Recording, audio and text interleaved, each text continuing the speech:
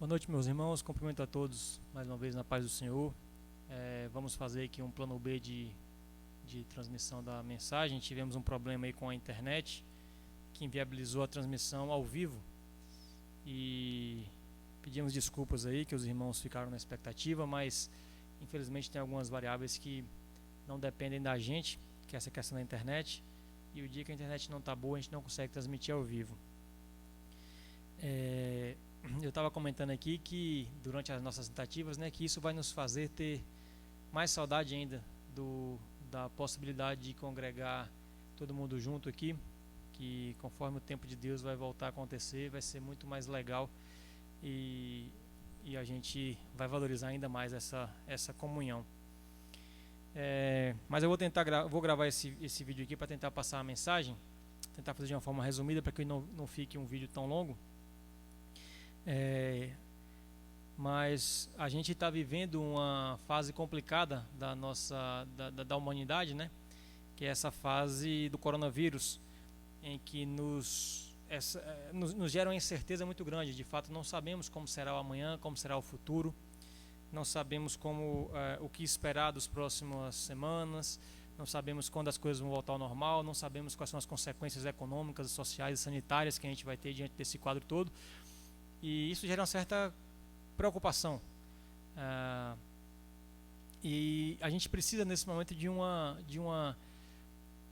entendimento à luz da Bíblia para que a gente possa ter paz, ter calma, confiar em Deus e saber como agir diante dessas situações.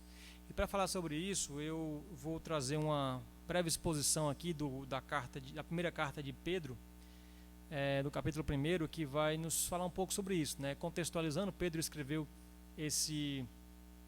essa carta por volta, provavelmente entre os anos 60 e 65 depois de Cristo, e obviamente depois de Cristo. E essa carta foi escrita no contexto em que os cristãos estavam vivendo uma fase de perseguição.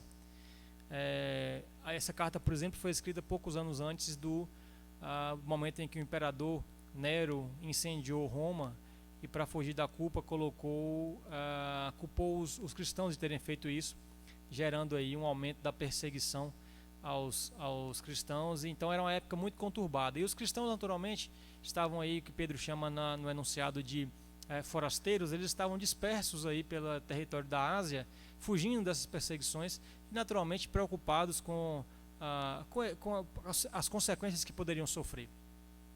E para esses cristãos preocupados, semelhantemente ao que nós estamos vivendo hoje, foi que Pedro escreveu essa carta.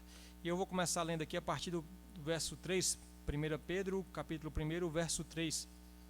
Diz assim: Bendito Deus e Pai do nosso Senhor Jesus Cristo, que, segundo a sua muita misericórdia, nos regenerou para uma viva esperança, mediante a ressurreição de Jesus Cristo dentre os mortos, para uma herança incorruptível, sem mácula, imarcessível, reservada nos céus para vós outros, que sois guardados pelo poder de Deus mediante a fé, para a salvação preparada para revelar-se no último tempo. Até o verso 5 por enquanto. Eu entendo que Pedro, para escrever essa carta para esses cristãos preocupados, ele começa tentando chamar a memória aí dos cristãos de quem que a gente está falando, quem é o nosso Deus, o que foi que ele fez por nós através do seu Filho Jesus Cristo. Ele começa bem dizendo a esse Deus e a Jesus, e lembrando a esses cristãos que éramos pecadores, como se, em outras palavras, ele dissesse assim: olha, pessoal, lembrem que vocês eram pecadores, condenados, viviam em uma obscuridade causada pelas suas escolhas, os seus pecados. Porém, mediante Jesus Cristo, o nosso Deus nos resgatou disso e nos regenerou. Segundo a sua muita misericórdia, nos regenerou para uma viva esperança. Ou seja, não tinha em nós qualquer merecimento dessa regeneração. E não havia em nós qualquer capacidade para escolhermos essa regeneração. Mas por sua muita misericórdia, Deus nos resgatou disso aí. E se Ele nos resgatou disso aí, Ele tinha um propósito conosco e tem um propósito conosco. Então Pedro começa lembrando a esses cristãos para que eles não se esqueçam quem é o Deus a quem eles servem. O Deus que já os regenerou e, portanto, cuida deles de forma muito, muito delicada. O cuidado de Deus conosco ele é extremamente delicado. E aí Pedro diz assim: Ele nos regenerou para uma herança incorruptível, sem mácula, imarcessível, reservada nos céus para vós outros. E ele vai nos dizer assim, diante de toda essa adversidade, diante de toda essa dificuldade, o verso 5 vai dizer assim: sois guardados pelo poder de Deus, mediante a fé, para a salvação preparada para revelar-se no último tempo.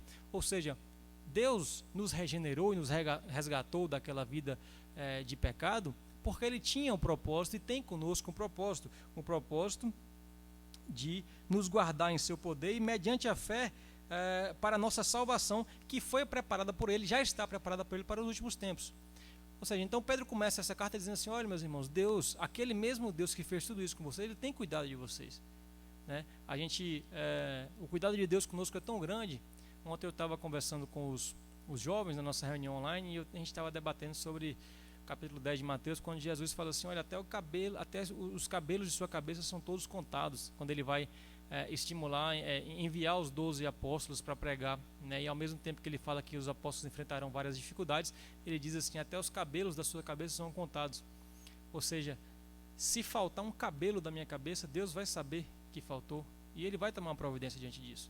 Ele cuida de mim, Ele conhece todos os detalhes da minha vida, até um fio de cabelo, que eu tenho tantos e que um que cair não vai me fazer falta. Deus está de olho nisso, Deus está vendo tudo o que está acontecendo com você, né? Então, diante dessa situação que a gente está vivendo, a gente tem que, né, entender como Pedro quis que a gente entendesse. Olha, lembrem de quem é o Deus que cuida de vocês. Lembra o Deus que te resgatou da sua vida pregressa e te regenerou mediante a sua misericórdia para uma fé que está baseada na salvação que foi preparada para vocês, que será revelada nos últimos dias. Então, trazendo isso à memória, Pedro já encoraja um pouco os cristãos para enfrentar aquelas dificuldades. E aí ele continua assim: ó, nessa salvação que já foi preparada por Deus para vocês, nisso que é garantido para vocês, que é a salvação que será revelada nos últimos tempos, nisso que é o maior galardão que vocês podem receber, nisso que é o fruto do maior milagre que pode existir, que é a transformação de seres pecadores em seres salvos e justificados pelo sangue de Jesus. Nisto, verso 6, exultais, embora no presente, por breve tempo, se necessário, sejais contristados por várias provações, para que, uma vez confirmado o valor da vossa fé, muito mais preciosa do que ouro perecível, mesmo apurado por fogo, redunde em louvor, glória e honra na revelação de Jesus Cristo. Ou seja, Pedro fala assim: olha, se alegrem nessa salvação que lhes é garantida, ainda que por um breve espaço de tempo vocês possam passar por momentos tristes, né? Sejam contristados por várias provações. O que Pedro quer dizer assim? O que é esse breve período de tempo? Pedro está dizendo assim: olha, na vida que vocês vivem nessa terra, vocês podem ter provações, e ainda que vocês levem a vida inteira tendo provações, isso é um período muito pequeno de tempo, comparado com o que há de vir com a eternidade. Ainda que você viva 120 anos, e os 120 anos sejam de provações, o que são 120 anos comparados a uma eternidade em que Deus nos garante que haverá salvação para aqueles que crerem, para aqueles que foram escolhidos por Ele, e que será uma eternidade gloriosa na presença de Jesus, onde não haverá nenhum tipo de dor, não haverá escuridão, não haverá nenhum tipo de tristeza. Então, ainda que você tenha uma vida de muita provação, isso é por muito pouco tempo. Nisso vocês devem se exultar, nisto exultai, nisto se alegrem, porque o que importa é a salvação, é na salvação que a gente deve se alegrar. Mas aí ele explica também por que a gente passa por essas provações. Verso 7 ele vai dizer: para que, uma vez confirmado o valor da vossa fé, muito mais preciosa do que ouro perecível, mesmo apurado por fogo, redunde em louvor, glória e honra na revelação de Jesus Cristo. O que Pedro quer dizer aqui para esses cristãos que estavam lá atemorizados pelas perseguições? Essas provações que vocês estão passando agora são provações que visam provar a sua fé, e que nisso que vocês estão vivendo, a sua fé seja provada e seja confirmado que a sua fé vale mais do que o ouro, porque o ouro é perecível. Ainda que o ouro seja refinado no ouro, ele é perecível, mas a sua fé não pode ser. É isso que Pedro quer dizer. O que Deus permite que você passe por isso é porque, passando, enfrentando, sem desanimar, sem enfraquecer na vossa fé, o que é dom de Deus, fique testificado que a sua fé vale mais do que o ouro, que essa fé é mais valiosa do que o ouro. Tá? Então, por mais que a gente, por vezes, nessas dificuldades fraqueje na fé, porque a nossa natureza é realmente fraca, a gente deve se lembrar daquele Deus que nos regenerou e que pode regenerar nossa fé a qualquer momento. É a Ele que nós devemos clamar, porque é Ele que nos concede a salvação. É a Ele que a gente deve pedir que fortaleça a nossa fé, para que a gente possa suportar todas essas situações de acordo com a Tua bondade em nos conceder essa força. E a consequência disso que Pedro vai dizer aí, ainda no verso 7, para que uma vez confirmado o valor da vossa fé, ou seja, que nessa situação, você enfrentando com sabedoria a sua fé seja confirmada, muito mais valiosa do que o ouro, redunde em louvor, glória e honra na revelação de Jesus Cristo. O que é isso? O que é redundar? Se você olhar no dicionário, redundar vai dizer transbordar, ou quando você fala em redundar, você fala em um excesso, em uma grande quantidade de informação, uma redundância, por exemplo, famosa, né, no dia a dia, se a pessoa falar subir para cima, descer para baixo, isso é uma redundância, porque você está dando excesso de informação. Então, quando ele fala em redundar, que redunde em louvor, glória e honra da revelação de Jesus Cristo, é que a nossa fé, quando provada e testificada que ela realmente é genuína e vale mais do que o ouro, ela vai redundar na glória do Senhor, vai transbordar a glória do Senhor em nossa vida, vai transbordar o louvor, glória e honra na revelação de Jesus Cristo. Portanto, há um propósito muito grande para que a gente passe por essas provações. O autor de Hebreus escreve lá no capítulo 12 sobre as provações que Deus permite que a gente passe e compara com a criação dos pais com os filhos. Quem aí que está assistindo agora, aquele que ama realmente seu filho, não o corrige quando ele precisa, não o exorta a ver que ele está errando quando ele precisa. E quem não entende que isso é um exercício de amor, lá em Hebreus ele vai dizer assim, ainda que no momento da provação não pareça amor, no fim ela gera coisas boas, ela é amor.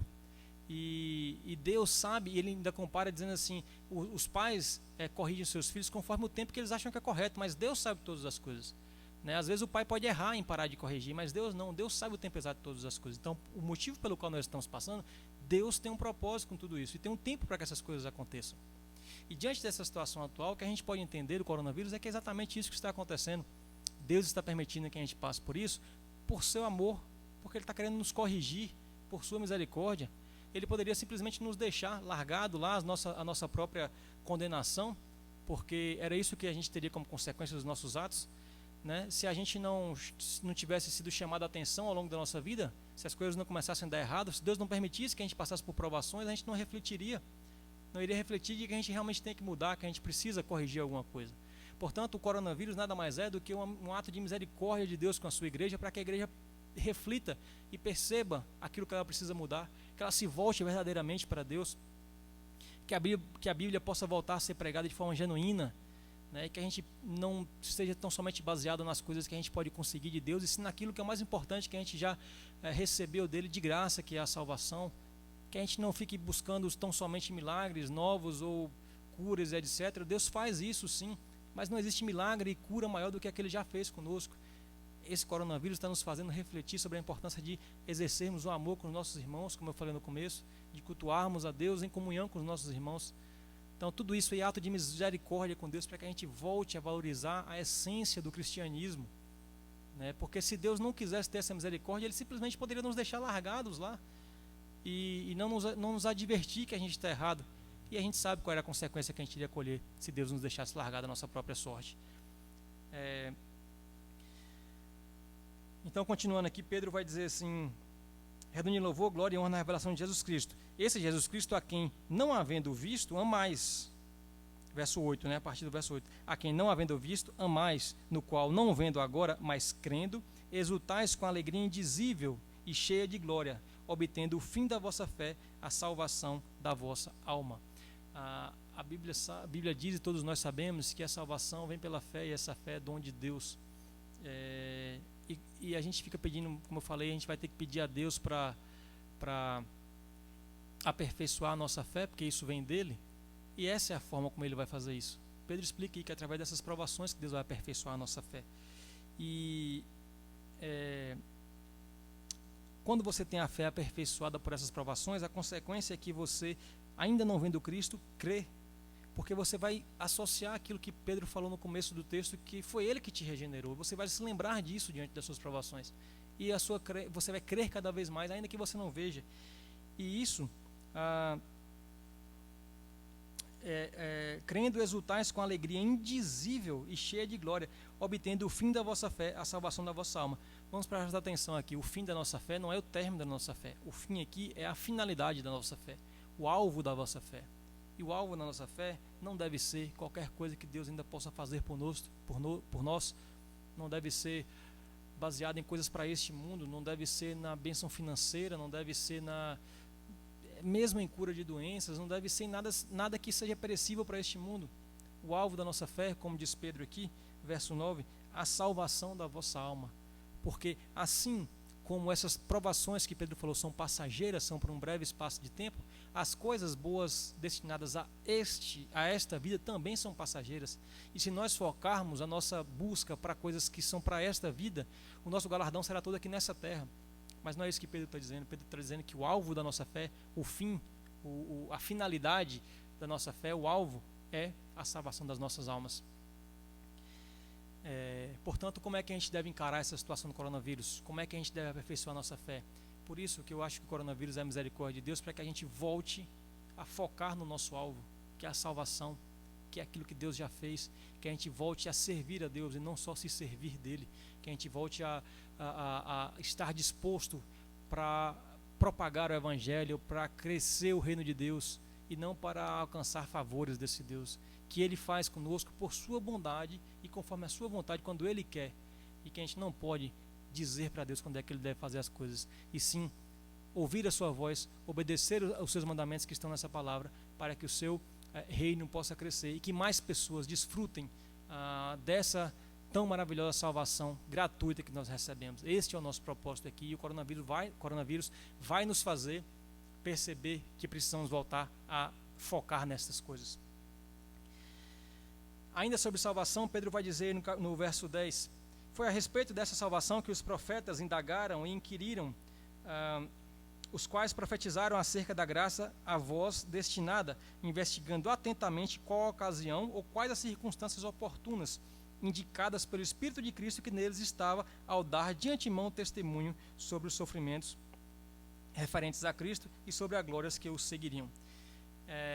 Também buscando essa salvação aí, também buscando entender essa salvação, os profetas que escreveram para nós, que hoje enriquecem tanto o nosso entendimento através da Escritura do Velho Testamento, foi nisso que eles estavam concentrados, foi a respeito disso que eles investigaram, foi a respeito disso que eles estudaram, e foi por conta disso que eles receberam o Espírito Santo de Jesus, o Espírito Santo sobre eles, para que eles pudessem revelar para nós, através daquelas Escrituras, estimulados pelo Espírito Santo, revelou de antemão o testemunho sobre os sofrimentos referentes a Cristo, o porquê que Cristo passaria por aquilo, para que a gente pudesse entender, né?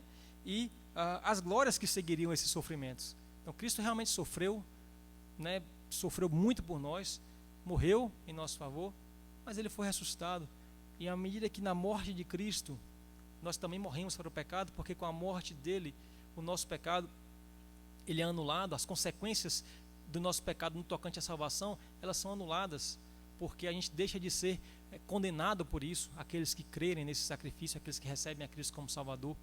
Então na morte de Cristo a gente também morre para o pecado, e na ressurreição de Cristo nós também somos, como no começo do texto, regenerados para uma nova esperança, para uma nova vida, porque à medida que Cristo ressuscitou e está vivo para sempre, o seu Espírito foi enviado a nós para que, vivendo em nós, possamos ser realmente regenerados para uma vida em concordância com essa fé e com essa maravilhosa salvação. Então, continuando, ele vai dizer que sobre os profetas, né, a eles foi revelado que não para si mesmos, mas para vós outros, nós que estamos lendo, ministravam as coisas que agora vos foram anunciadas por aqueles que, pelo Espírito Santo enviado do céu, vos pregaram o Evangelho, coisas essas que até os anjos anelam perscrutar. É muito forte isso daqui, que Pedro está dizendo assim, ele começa, foi a respeito dessa salvação que os profetas estudaram, foi a respeito dessa salvação que pelos estudos dos profetas, Deus os revelou através do Espírito Santo as coisas que eles de antemão anunciaram que Jesus ia sofrer, mas esses sofrimentos seriam seguidos por glória, que assim como conosco morremos para o pecado e fomos regenerados pela glória de Jesus através da presença do mesmo Espírito Santo sobre nós. E foi para isso, foi para a nossa edificação que esses profetas escreveram essas coisas. E por que Pedro está dizendo isso? Porque ele vai dizer assim, essas coisas agora vos foram anunciadas por aqueles que pelo Espírito Santo enviado dos céus vos pregaram o Evangelho. O Pedro aqui está querendo endossar a sua pregação, dizendo assim: olha, o que eu estou falando com vocês agora é revelado pelo mesmo Espírito que revelou aqueles profetas.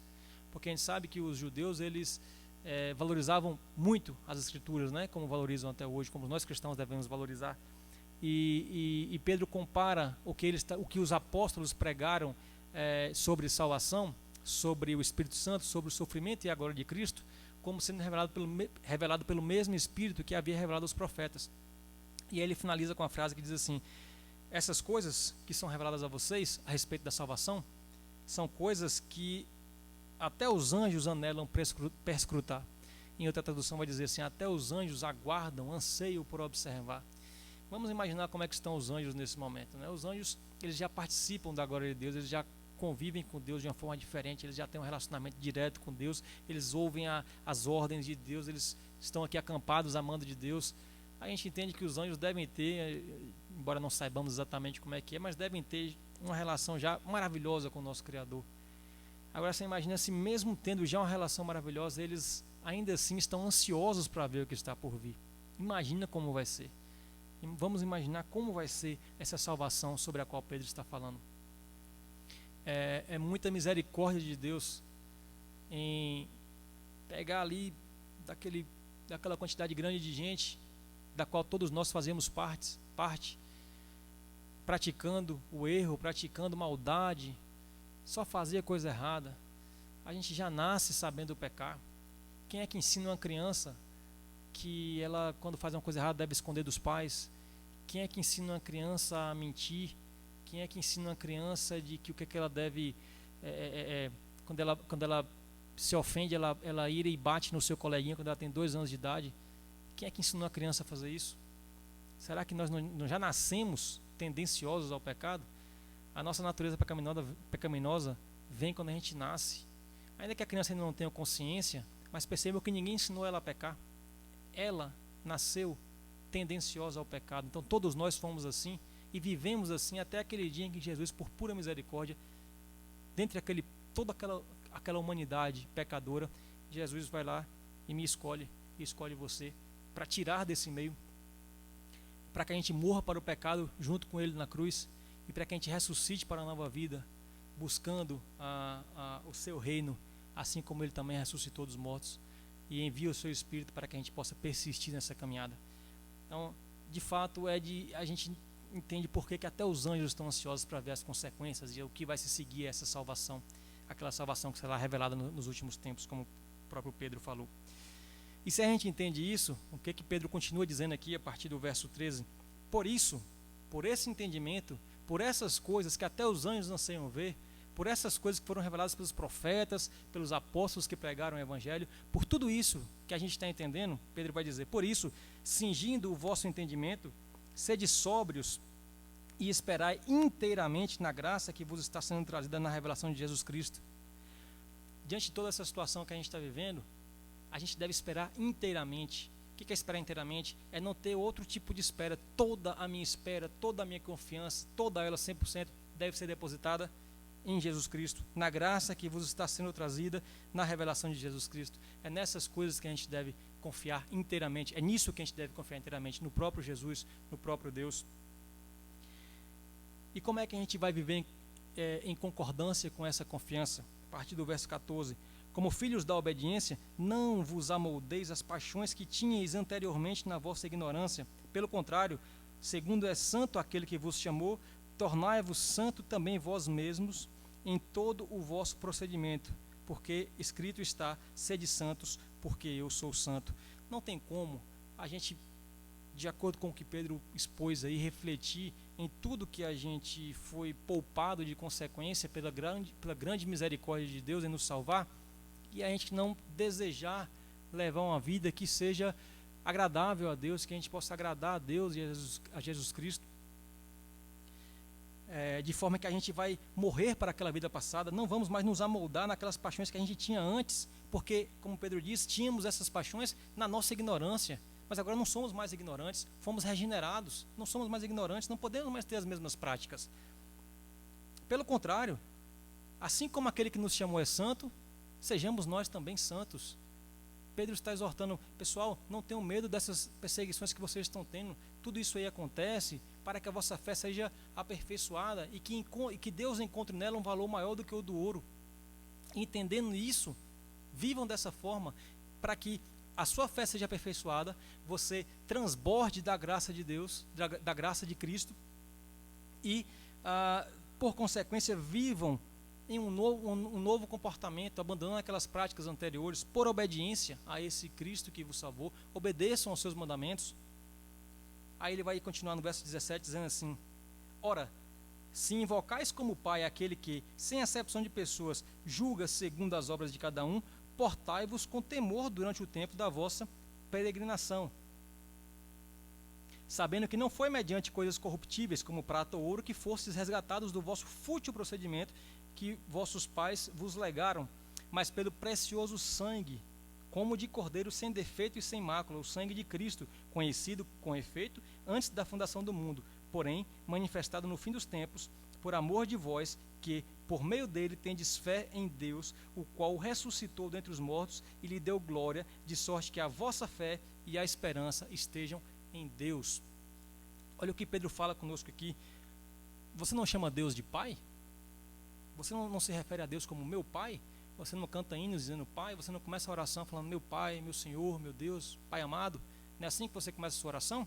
Então ele diz: se invocam como Pai aquele que sem acepção de pessoas julga segundo as obras de cada um, portai-vos com temor durante o tempo de vossa peregrinação. Então, se você se refere a Deus como Pai, se você chama Ele de Pai, porte-se com temor a Ele. Não vos amoldeis às suas práticas anteriores. Por quê?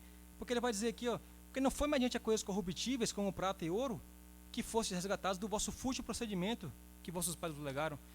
Portem-se com temor diante desse que você chama de Pai, porque não foi por coisas desse mundo que você foi resgatado daquela vida pecaminosa e trazido para ser incluído no livro da vida, para seu nome estar lá entre aqueles que vão desfrutar daquela salvação. Não foi por coisas desse mundo. Então não viva por coisas desse mundo.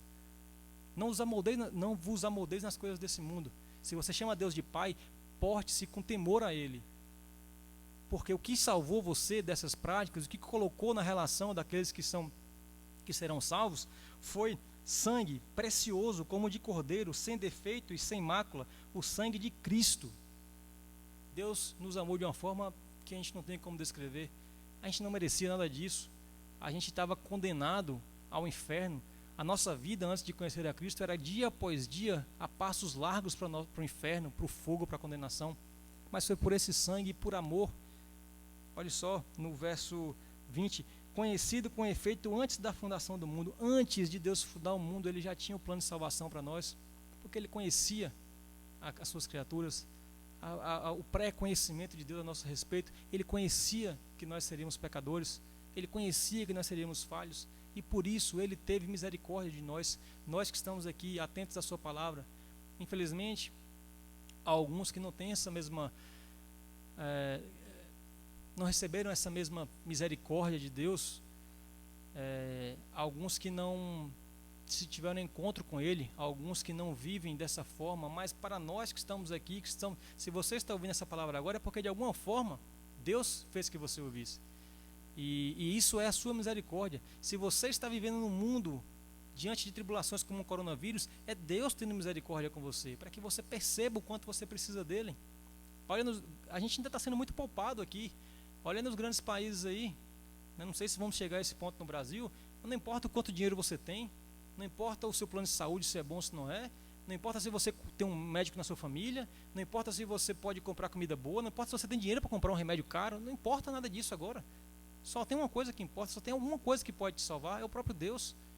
Então, veja o que está acontecendo como uma oportunidade de você perceber como você depende de Deus.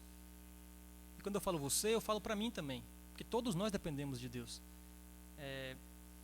E depois ele vai dizer assim: conhecido com efeito antes da fundação do mundo, o sangue precioso do Cordeiro já era conhecido desde antes da fundação do mundo, porque já era plano de salvação conosco, porém manifestado no fim dos tempos por amor de vós. Embora o plano de Deus já era de salvação através do sangue de Cristo desde o início, Deus esperou chegar à plenitude dos tempos para que se manifestasse esse sangue em nosso favor. E ainda que a gente já tenha passado 2020 anos depois desse ato, cerca de 2000 anos depois desse ato redentor de Jesus Cristo, ainda estamos na fase da misericórdia de Deus, em que Ele ainda está nos dando chance de entendermos esse sacrifício, de sermos gratos a Ele, de vivermos em obediência, como Pedro falou, não nos amoldando com as práticas passadas. Isso é misericórdia de Deus, não é outra coisa. E o verso 21 para finalizar, que amor por amor de vós, verso 21, que nós, nós no caso, por meio dele, Jesus Cristo, tendes fé em Deus, o qual ressuscitou dentre os mortos e lhe deu glória, de sorte que a vossa fé e esperança estejam em Deus. Portanto, não é igreja, não é pastor, não é dinheiro, não é uma casa boa, não é um plano de saúde bom, não é um porte físico bom, nada disso que vai nos dar esperança diante dessas situações e de muitas outras que hão de vir. Jesus, no seu sermão escatológico, nos advertiu que muitas coisas, e ele disse, assim como Pedro falou, é necessário que essas coisas aconteçam. Por quê? Porque ele quer que a gente se arrependa, ele quer dar a nós essa misericórdia de termos tempo para nos voltar a ele. Porque haverá o dia em que a gente não vai ter mais tempo. Então, diante de toda essa situação que a gente está vivendo, o que a gente tem que entender é isso. Temos que buscar em Deus. Aqui fala no verso 21 que é por meio de Jesus é que nós temos fé em Deus. Que a gente, por meio daquele sacrifício, receba isso como em nosso favor. Que a gente possa viver em obediência, que a gente possa viver sem se amoldar às práticas do nosso tempo de futilidade, mas que a gente viva com temor agora. Porque assim, vivendo conforme Cristo nos ordenou, ou Cristo vivendo em nós, a gente vai ter como resultado disso uma fé genuína, mais valiosa do que ouro, cujo alvo é a salvação. E dessa forma, o que eu quero dizer hoje é que nessa situação de coronavírus, meus irmãos, bem como em qualquer outra que a gente possa passar, final do verso 21, que a vossa fé e a esperança estejam em Deus. Eu espero que tenha conseguido passar o que precisava ser passado. Eu creio que o Senhor tem poder para, ainda que com as nossas limitações de transmissão, com o áudio cortado, agora com uma gravação em outro momento aqui, ainda que a gente tenha limitações, não há limitações para o Espírito Santo de Deus revelar por completo essa palavra em seu coração. Isso que Pedro escreveu àqueles irmãos dispersos pela Ásia naquele momento é extremamente atual para a gente hoje. Por isso que Deus incluiu isso aqui na Bíblia, por isso que Deus inspirou esse escritor aqui, Pedro, para que isso estivesse na nossa Bíblia, de tão fácil alcance. As orientações são muito claras sobre o que a gente deve fazer. Portanto, que a gente venha a se assustar, a ficar perplexos, mas nunca desesperados, porque a nossa fé deve ser voltada e depositada em Jesus. A nossa espera deve ser inteiramente na graça que nos está sendo trazida pela revelação de Jesus Cristo. É por isso que nós estamos aqui, para revelar Jesus Cristo àqueles que ainda não conheceram, porque foi por misericórdia de Deus que foi nos revelado um dia. Portanto, participemos dessa misericórdia com amor aos nossos irmãos, aqueles que não tiveram ainda essa revelação, que o Senhor possa, por sua bondade e misericórdia, revelar Jesus Cristo e a sua graça no coração de todos. Eu desejo a vocês uma fé aperfeiçoada, que nós todos possamos saber, aprender e aperfeiçoar, nos aperfeiçoar, sermos aperfeiçoados por Deus diante dessas situações todas, e que o resultado disso, o alvo disso sempre seja a vossa salvação, a nossa salvação, mediante o sacrifício de Jesus. Amém? Gostaria de finalizar com uma oração e convidar os irmãos para que na quarta-feira estejam aí conosco também na transmissão. É possível que a gente já tenha culto presencial, mas é provável que a gente também faça a transmissão ao vivo, porque nem todo mundo vai poder estar aqui. E vai ser um tema muito legal. O tema do culto da quarta-feira, pelo Departamento de Jovens, vai ser dízimo. A gente vai discutir um pouco como é que é o dízimo no Novo Testamento, qual é o papel do dízimo na vida do cristão, na era pós-cristã. e eu creio que vai ser muito enriquecedor, que Deus possa nos usar novamente para trazer essa mensagem de uma forma fidedigna. Amém? Vamos fazer uma oração para encerrar. Santo Deus, meu Pai, Pai nosso que estás nos céus, meu Deus, eu te agradeço pela oportunidade, pela possibilidade, pela tua misericórdia, Pai, que eu tenho agora de te chamar de Pai, porque tu és o meu Pai querido, Senhor. E eu te agradeço, Deus, porque com todas as coisas que o Senhor permitiu que acontecessem na minha vida, eu creio que tudo teve o propósito, Senhor, de aperfeiçoar a minha fé. E eu sou grato a Ti por tudo que aconteceu, Senhor. Assim como o apóstolo Paulo escreveu aos Romanos, que todas as coisas cooperam para o bem daqueles que amam a Deus. Nós te amamos, Pai.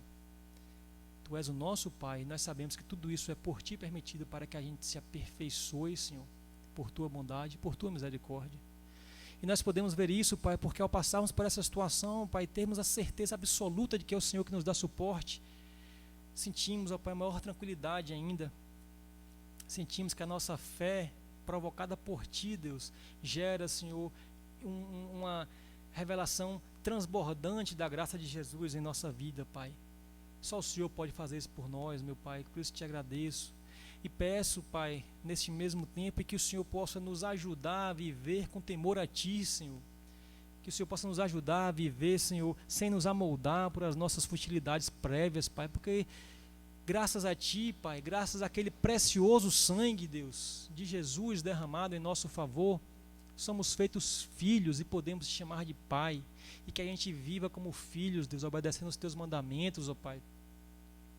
Praticando o amor, Deus, com misericórdia, Pai, assim como o Senhor tem misericórdia conosco, Senhor. Ó Deus, que a nossa esperança esteja sempre depositada em Ti, Pai, inteiramente depositada em Ti, Senhor. Que a gente que o Senhor não permita que a gente possa desviar nossa atenção para coisas desse mundo, Pai, para coisas que supostamente podem nos trazer força ou esperança, porque nada pode nos trazer esperança a não ser a Tua presença em nós, Senhor, e a certeza, Senhor, do Teu cuidado conosco.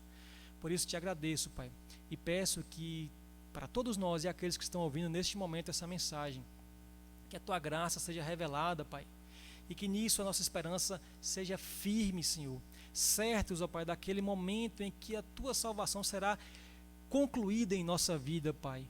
Ascenderemos ao céu contigo, meu Jesus, para viver numa eternidade gloriosa, Pai. Coisas que são tão maravilhosas que a Tua palavra nos diz que até os anjos anseiam por observar. Te agradeço, Pai, por ter nos resgatado, nos regenerado, por nos incluir, Pai, na lista dos salvos, ó Pai, mesmo sem merecimento, mas por Tua misericórdia eu te agradeço. Peço que o Senhor perdoe os nossos pecados, ó Pai. Perdoa as nossas práticas que não engrandecem e não glorificam o Teu nome, Pai. Perdoa quando cometemos atos que visam a glória pessoal, Deus. A nossa carne, Deus, é fraca, mas eu peço que em nome de Jesus não retires de nós o Teu Espírito, Deus, para que os efeitos dessa carne sejam aniquilados, ó Pai. E que estejamos, ó Pai, mediante a justificação pelo Teu sangue, santos e incorruptíveis para o dia do Teu retorno, Jesus. Para que por Tua misericórdia, Pai, diante do nosso Deus, sejamos considerados inculpados, pois toda a culpa foi levada sobre Ti naquela cruz. Mais uma vez te agradeço, Pai. Peço que Tu nos dê um entendimento fidedigno da Tua palavra. Peço que o Senhor, com Teu Espírito, nos ajude a colocar em prática esse entendimento, Senhor. E que em nome de Jesus a nossa fé seja fortalecida. Em nome de Jesus é o que te oro e te agradeço por Tua bondade. Amém. Que Deus abençoe a todos. Obrigado por assistir, quem assistiu até esse momento. Mais uma vez peço perdão pelas falhas de transmissão, mas o Senhor tem um propósito para todas as coisas. Talvez a mensagem tenha sido, até com mais calma aqui, sem os problemas de transmissão, e que Deus possa abençoar a cada um de nós conforme a sua medida. Amém. Que Deus abençoe a todos.